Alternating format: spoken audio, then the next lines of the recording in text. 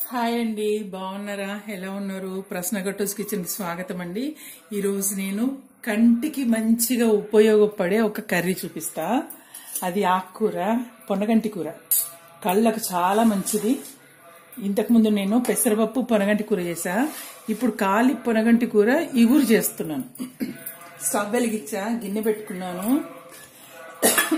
దీంట్లో 1.5 table spoon నూనె వేసుకోండి. ఆకు కొంచెమే ఉంది. తర్వాత అది నేను శుభ్రంగా కడిగేసి తర్వాత కట్ చేసుకున్నానండి. చిన్న చిన్నగా కట్ చేసుకొని పెట్టుకున్నాను. ఇప్పుడు దీంట్లోకి మనము ఈ నూనె వేడెక్కింది, గిన్నె వేడెక్కింది, నూనె కూడా వేడెక్కింది. ఇప్పుడు దీంట్లోకి ఒక టేబుల్ స్పూన్ కూడా లేదండి, కొంచెమే శనగపప్పు అది వేసుకున్నాను. తర్వాత దీంట్లోకి కొంచెం జీలకర్ర 1/2 టీ స్పూన్ అంత వేస్తున్నా. తర్వాత కొన్ని ఆవాలు, ఇవి వేగాలండి. వేగుతున్నాయి, అవి వేగుతున్నాయండి. ఇప్పుడు దీంట్లోకి మనం పచ్చిమిరపకాయలు వేసుకుందాము. ఒక 4 పచ్చిమిరపకాయలు కట్ చేశాను. అందులోకి ఉల్లిపాయలు కూడా వేస్తున్నాను. ఉల్లిపాయలు కూడా వేగిపోతాయి. ఉల్లిపాయలు ఒకటి పెద్దది తీసుకొని కట్ చేశాను, అది కూడా వేస్తున్నా. ఇప్పుడు ఇవి కొంచెం కలిపేసుకొని ఒక 2 నిమిషాలు మూత పెట్టండి. స్టవ్ మటుకు సిమ్ లో పెట్టా. దీంట్లోకి ఒక 1/2 టీ స్పూన్ పసుపు వేసి మూత పెట్టండి. ఒక 2 నిమిషాలు.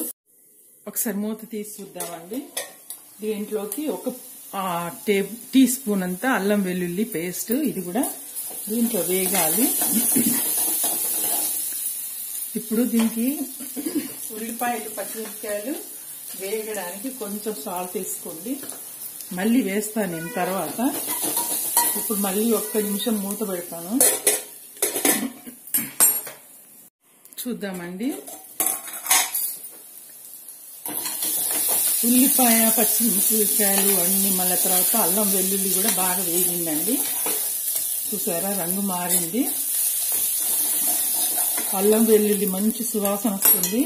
ఇప్పుడు దీంట్లోకి ఇది ఆకు పెట్టేసుకుందాము. సన్నగా తరిగిన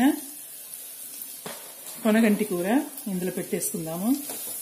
ఇది చాలా మంచిదండి. వారానికి ఒకసారైనా తినండి, బాగుంటది. మేమైతే ఇంట్లో తొట్లో పెట్టుకున్నాము. తొట్లో పెట్టుకుంటే మాకు 15 డేస్కి ఒకసారి వస్తుందండి. చక్కగా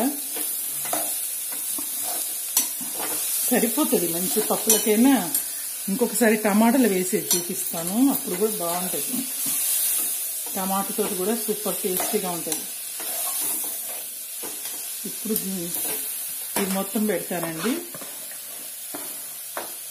ఇప్పుడు మనము పచ్చిమిరపకాయలు వేసాం కదా, అది కారం సరిపోదు.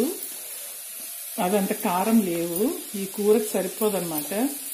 మీరు ఒకవేళ పచ్చిమిరపకాయలు బాగా కారం ఉన్నాయితే ఇంకా అదే వేసుకోండి. మళ్ళీ పొడి కారం వేయకుండా, ఎర్రకారం వేయకుండా పచ్చిమిరపకాయలతో చేసుకోండి.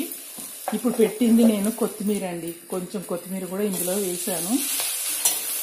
ఇది ఒకసారి మళ్ళీ కలిపేసుకుందాము. కలిపేసుకొని దీనికి సరిపడా ఉప్పు కారాలు వేసుకుందాము.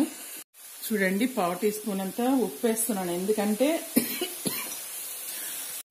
ఆకు మగ్గిపోయి కొంచెం అవుతుంది, అందుకని చూడ్డానికి ఇప్పుడు ఇంత ఉంది, కానీ మగ్గిన తర్వాత కొంచెం అవుతుంది. అది దృష్టిలో పెట్టుకొని ఉప్పు వేసుకోండి. చూడండి, 1/2 టీ స్పూన్ కూడా లేదు కారము, సరిపోని కారం వేసుకోండి. ఓకేనా?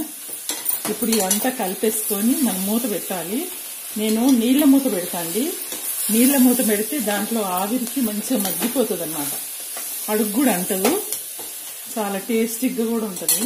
నీళ్లు ఊరుతాయి మంచిగా. స్టవ్ సిమ్ లో పెట్టుకోండి. ఇలా గుంట ఉన్న మూత పెట్టండి.